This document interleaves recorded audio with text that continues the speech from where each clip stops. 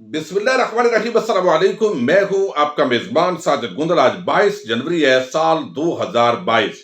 Justice कादी फायद ईसा ने आज Punjab bar council से इंतहाई आम खिताब किया है और इस खिताब ने एक नया पेंडोरा बक्स खोल दिया है। मुझे कत्ल करके लाश लटकाने की धमकी दी गई। इस पूरे मामले का बैकग्राउंड क्या है? क्या वाकई इस तरह की धमकी दी गई थी?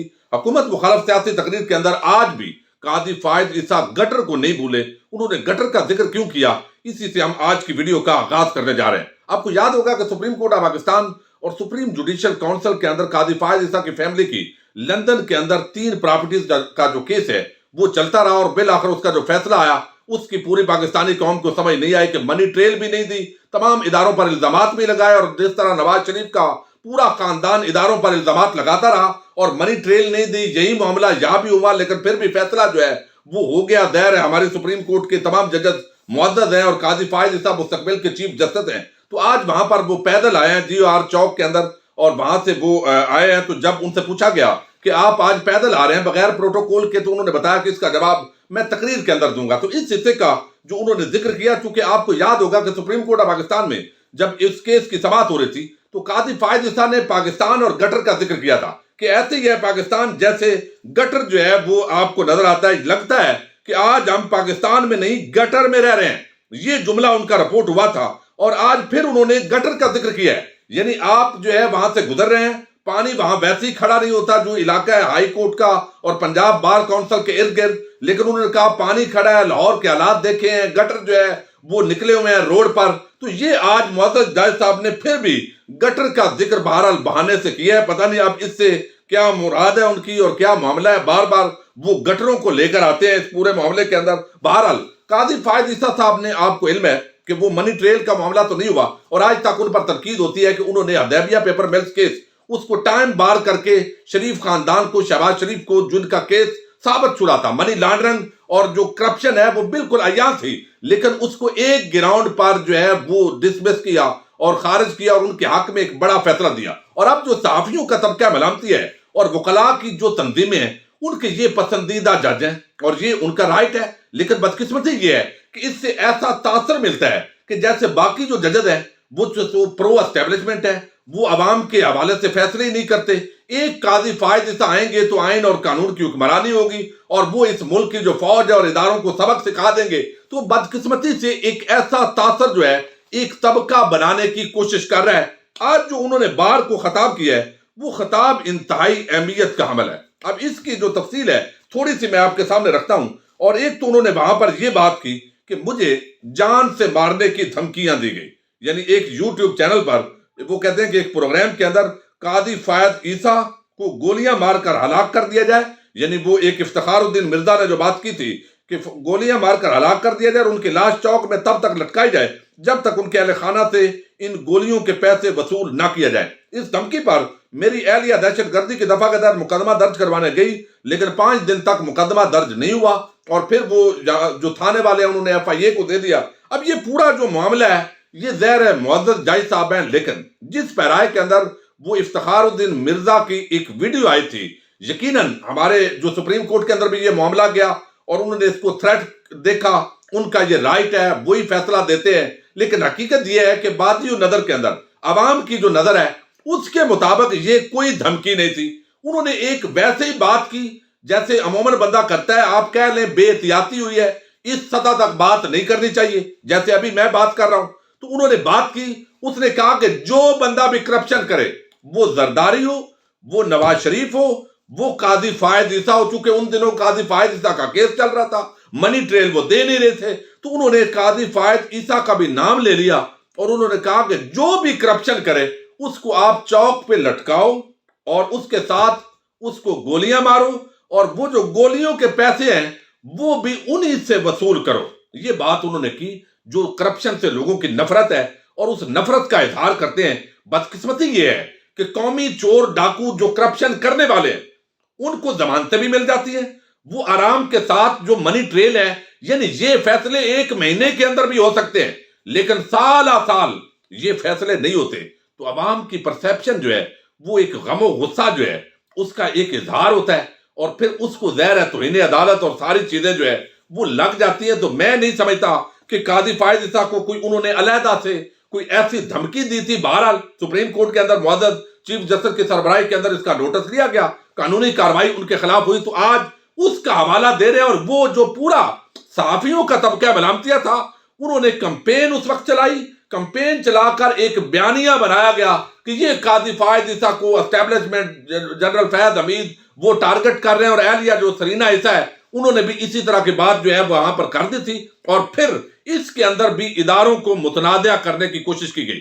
اب بہرحال جو قاضی فائز عیسیٰ صاحب نے آج خطاب کیا ہے اس کے مطابق میں آپ کو بتاؤں، انہوں نے کہا کہ یہ سارا جو مجھے دھمکیاں دی گئی تھی لیکن ایف آئی آر بھی نہیں کٹی تھی، لیکن یہاں پر میں آپ کو تھوڑی سی اس کی جو تفصیل ہے وہ بتانا چاہتا ہوں کہ قاضی فائز عیسیٰ جو ہے انہوں نے اس پورے معاملے کے اندر کیا بات کی ہے، اور آپ خطاب جب سنیں گے تو آپ حیران ہوں گے کہ کیا یہ وہی قاضی فائز عیسیٰ صاحب ہیں؟ ہمارے معزز جج صاحب کیسی کیسی باتیں کر رہے ہیں۔ اب یہاں وہ کہتے ہیں کہ مجھے کہا گیا کہ میں بہادر ہوں، مجھے کسی اور نے بھی یہی کہا تھا، میں نے کہا کہ بہادر نہیں ڈرپوک ہوں۔ جج کو اللہ تعالیٰ اور آئین کا ڈر ہونا چاہیے۔ ڈرپوک جج قانون اور آئین کے مطابق فیصلہ کرتا ہے۔ قانون کے شعبے سے میری وابستگی کے 44 سال ہو گئے ہیں، ہماری زندگی ایک ہی مقصد کے تحت گزرتی ہے۔ تو اس خطاب کے اندر انہوں نے معزز جو وہاں پر وکلاء تھے، ظاہر ہے ان کو اپنے جو اعتماد میں وہ لیتے ہیں ہمیشہ، وہ لینے کی کوشش کی، ان کی تعریف کی گئی، اور اس کے ساتھ ہی بتایا گیا کہ جناب آپ بڑے زبردست بندے ہیں اور آپ کو بینچ اور بار کا بڑا تعلق ہے۔ اور میں جب پشاور ہائی کورٹ کا یہاں جو چیف جسٹس تھا اس وقت بھی میں نے وکلاء کو بلایا اور اس طرح کے معاملے کیے۔ اب یہاں پر وہ کہتے ہیں کہ موجودہ نظام بہتری کے لیے آج تقریب میں پیدل ہائی کورٹ کے اندر آیا ہوں۔